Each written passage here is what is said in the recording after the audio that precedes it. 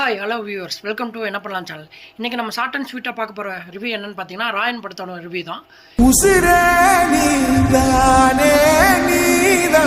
இருங்க இந்த படத்தோட ஒன்லைன் ஸ்டோரி என்னன்னு பார்த்தீங்கன்னா, அப்பா அம்மா இல்லாத தன்னோட தங்கச்சியையும் 2 தம்பியையும் எப்படியாவது நல்லபடியாக வளர்த்து ஆளாக்கணும் அப்படிங்கிறது தான். ஃபர்ஸ்ட் ஹாஃபை பொறுத்த வரைக்கும் தனுஷ், காளிதாஸ் ஜெயராம், அபர்ணா பாலமுரளி, துஷாரா விஜயன், சந்தீப் இவங்களோட கேரக்டர் என்ன, இவங்க என்ன வேலை செய்யுது அப்படிங்கிற மாதிரி டீட்டெயிலாகவே எக்ஸ்பிளைன் பண்ணுறாரு நம்ம தனுஷ். அபர்ணா பாலமுரளி அண்ட் சந்தீப்போட லவ் ஸ்டோரி பார்த்திங்கன்னா படத்துக்கு ரொம்பவே பலமாக இருந்தது. அவங்க பண்ணுற ஃபன்னு ரொம்பவே என்ஜாய் பண்ணுற மாதிரி இருந்தது. மெயினாக வாட்டர் பாக்கெட் சாங்கு தேட்டரே ஒரு பிளாஸ்ட் பண்ணிருச்சு. ஒரு பயங்கரமான ஃபைட்டோட இன்ட்ரோ பிளாக் முடிய பயங்கரமான எதிர்பார்ப்போட செகண்ட் ஹாஃபில் வந்து உட்காந்ததுக்கு ஏன் சார் அழுகுறீங்க? அப்படிதாங்க இருந்தது.